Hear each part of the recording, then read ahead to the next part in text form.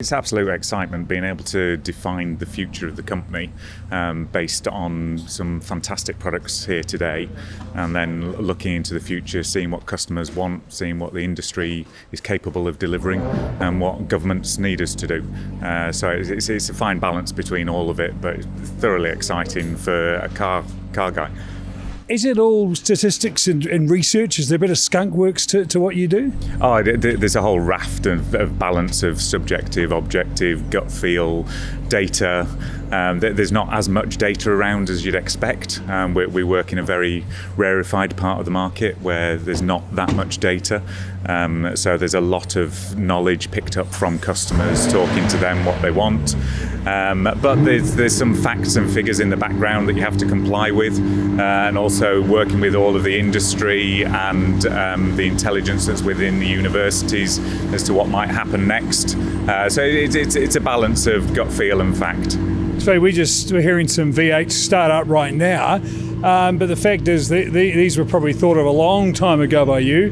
Where do you think now? I mean, I know a lot of this is top secret, but have you got a certain dream direction? Yeah, so we plan 10, 15 years in the future, especially when you come to things like powertrains and engines. So we have to look at the legislation, we have to look at the technologies. Hybridization is coming towards us very, very quickly. We're ready for that. We've got some brilliant engines in the pipeline. We're looking even further forward to see whether the engine's going to be around for a long time or whether EV is going to take over. How you recreate the emotion of cars in this brave new world. And that's the thing too, you said that word emotion, because that's a huge sort of quotient here, isn't it? Oh, absolutely. You don't need a McLaren, you want a McLaren, and that's all about the emotion that cars create with you. You've grown up with these things, you have a gut reaction to things that pass you on the street, and you need to actually promote that emotional feel. And going forward, the technology is trying hard to take that out of it, but we'll find a way of making sure it's still there. Now, I read a lot about cars, and the one thing I always hear is that McLaren don't think about SUVs. How many times have you been asked that question, and have you toyed with the idea? I get asked daily, and the answer is always no, and I can guarantee there are no SUVs in our plan at all. Have you imagined one? No, not a McLaren SUV. No, thank you. Fit. What would you love to see though?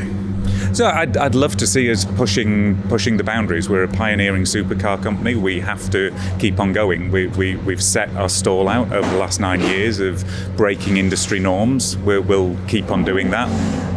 We've got a very, very talented bunch of engineers back in Woking who can imagine things beyond what most people can, and we'll keep on doing that, pushing the envelope of performance, pushing the envelope of what technologies can do, and just creating fantastic products.